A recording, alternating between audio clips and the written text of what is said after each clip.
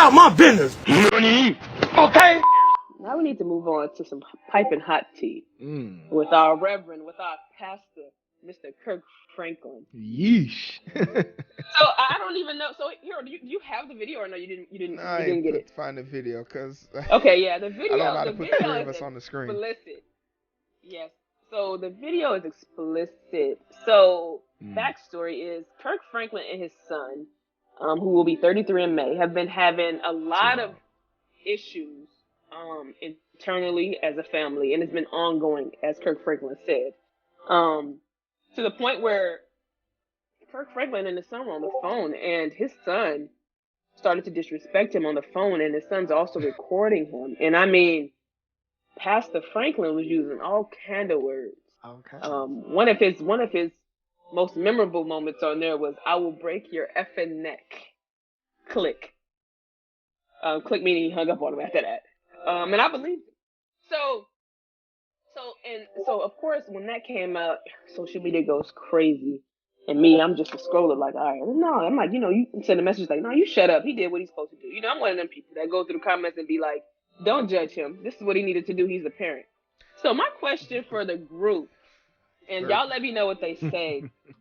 Does it matter? Because people were crucifying him because he's a pastor. Like, a pastor don't talk like that. So. We don't know if we don't. But is he a pastor though? Is he really? Is he a pastor or he just did Christian music? Like what? Why do it even matter? Well, he's a gospel artist, right? That's his son. No. I'm not condoning this at all. What you just did is verbal assault. To say you will break someone's fucking neck? No, that's verbal assault. That doesn't protect you from being a pastor. You could be the fucking Pope and say that shit and still get assault charges put on your ass. Well, let me help you. Let me ask you this, Heero. If we were young and Daddy said he'll break your neck for talking to him that way, would you I'm sorry. Well, how would you feel? Like, well, okay, let's go over the reality. Let's go over the reality situation. One, not in his vernacular.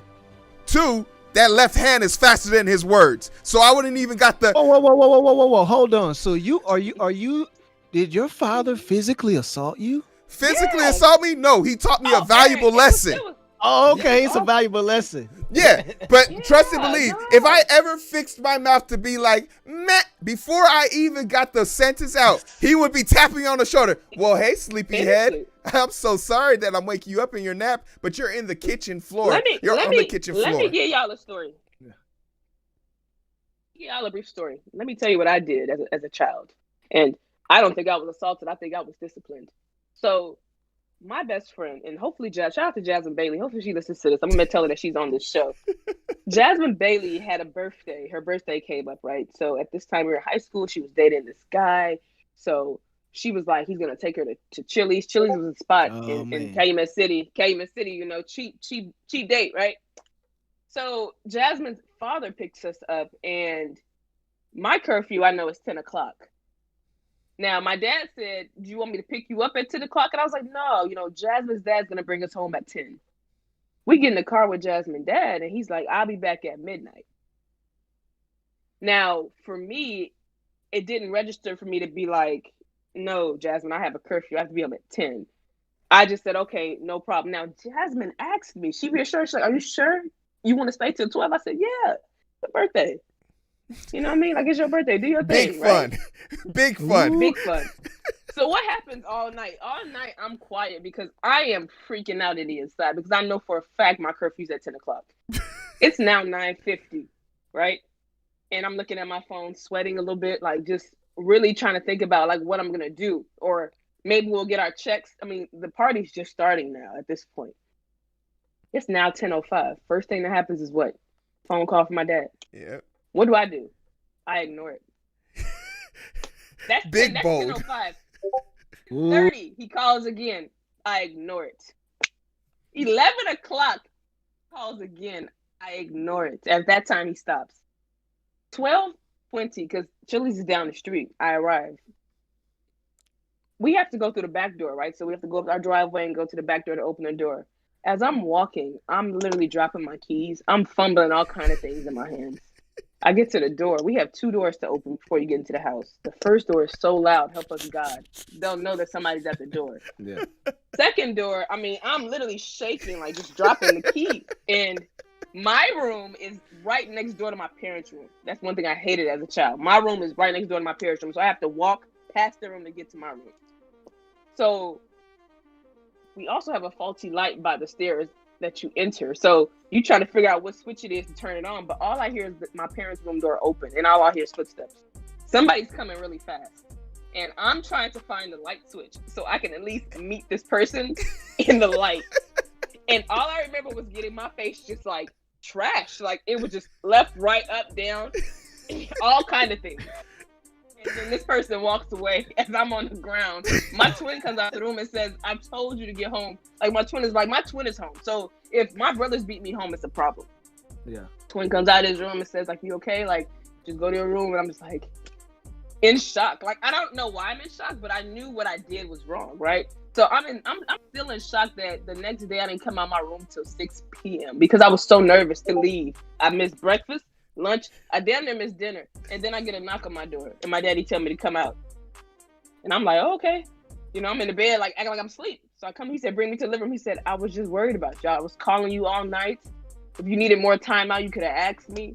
But me, I'm just like, no, it's Jasmine's birthday. Like I'm here for you. Like I'm big fun. And what happens when Jasmine? So then what happens the next day? Jasmine called me. She said, I was like, no, he hit me. She was like, and she was almost in tears. I said, yeah, he hit me. She was like, I said, no, it's not your fault. I said, it's not your, I said, we had a great time. This will go down in history. We had a great time for your birthday. Now, did I need to record that? Because I knew what I did was wrong. What age I was. If I'm in my daddy's house and this is his house, or if this is his money that takes care of me, I need to follow his rules. So regardless if he threatened to break his neck, now is Kirk Franklin really that kind of person that will break somebody's neck? I mean, I highly doubt it. His son looks like he's taller than him. I mean, I don't see that happening. And that's not hard to do because that's a little dude. Exactly. Now, I don't see that happening. But I think the principle for me that made me so mad was that people were like trying to throw his profession into a family issue, and I'm like, pause, separate, because what I do at my job will never come home with me. So like, don't mix the two. And then it's like, well, no, he's a public figure, right? So he's a gospel artist. Artists are always in the eyes. No, it doesn't matter. That's your son. And shout out to Kirk Franklin's daughter, who was not here for it. She dragged her own brother and was like, you're not going to talk about my daddy like this on the internet and make it seem like he's this person. And they're in therapy. So while you filming these bad things, you're not even talking about the therapy that y'all are ongoing and doing. So that was a lot for me. So it just made me think about my childhood. Like I just thought about that moment. I'm just like, you got to remember, like your parents are. Thing about that. I remember my dad, and he lives in Nigeria. I remember my dad when it got to like 10:30. I walk in the living room. I'm like, "You want me to go get her?"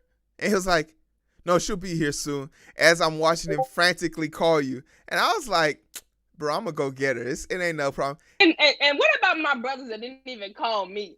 Like, hey, yeah, I was just about to ask Heero. Hey, yo, so you ain't no I'm about to tell you what happened. Neither one of them. I'm about to tell you. Neither one of them. And my best friend was dating my brother's best friend. Like he didn't even call. Like, hey, I'm about to tell you. And my dad was like, no. Happened? My dad was like, no, I want to deal with this myself. And I was like, to be honest, she's like really like down the street. He was like, then why isn't she answering the phone? I was like, let me call her. And he literally slapped my phone out of my hand. I was like, oh, you out here trying to prove a point. All right. It's all on you, old man. It's all on you. Y'all ask me why I'm so punctual. I'll never be late to anything. You ask my friends what time I show up to events. I'm one of them people. I get very irritated when people are extremely late because I feel like they don't care about my time. I'm a very punctual person. Everything I do is by the time.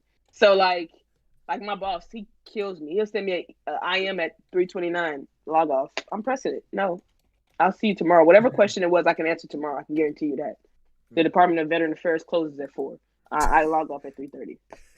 Like, no. And he knows that.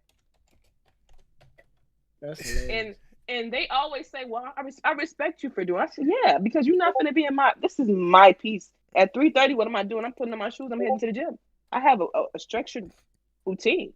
So, and I blame my daddy for that. Because not only did he do that, he used to make us wake up at 4 o'clock in the morning to walk 2 miles to school. So, I mean, that's why I'm so disciplined. I mean, but yeah. So, that's been my segment. Thanks for hanging out with me. Hey. Tea with Nafi. Soon to come is a cup. We'll say tea with Nafi. Don't worry. Piping hot. Mm-hmm. Shout out to y'all. Thank y'all for having me. Oh, man, appreciate you coming out. I obviously learned something. I am not with the regular goings on of the celebrity stuff. So, I mean, yeah, the Grammys were different this year. Of course, everybody did their thing with social distancing, so they definitely had it outside. They had their mask on. So, yeah, shout out to them. Oh, also another highlight of the Grammys was Cardi B's and Megan Thee Stallion's performance. Definitely very sexual, flipping each other over. A lot of people didn't like that. But at the end of the day, like Megan said, we gave y'all a show, and that's what they did. So shout out to the Stallion. All right. Hey, And shout out to Nicki Minaj too. Shameless plug. Shout out to the Barbs. Nicki Minaj did pave the way. Don't forget. There's going to be so many things I have to put on the screen because that's usually what I do with these videos. I just put every word that I don't understand that Nafi says and put it on the screen. So thank you. The Barbs. Thank you, Nafi, for being on the show. Eric, where the hell can they find us? right here on YouTube. Shout out to Keisha. Shout out to Keisha about the house. Shout out, fool. Boo It's the end of the Keisha. show. Oh my God, yeah. So we right here, man. Right here on YouTube, man. Go down, hit that subscription button. Make sure you hit that like button. Make sure you go ahead and click that link. Help send some young kids to college. Come on now, raising money. North. We got the Endurance 24 challenge. Make sure you hit that link. Take you right to their GoFundMe. Listen, we got to go to rate $10,000. We're already at 3 stacks. So go ahead and drop some. Go ahead and drop some in the collection plate on your way out. We greatly appreciate it. Collection plate. You know what I mean? Hey, straight up, shopping on Amazon. We trying to take Jeff Bezos' money. So help us out. You do your Amazon shopping, click that link. Then go ahead right below there, hit that link tree to take it to all the places that we are. We everywhere like Visa. So just go ahead and pick your favorite platform, and you can find us there at the Identity booth. We need Kirk Franklin to donate to that offering. That's a swear jar. That's a swear jar for his swearing that he did.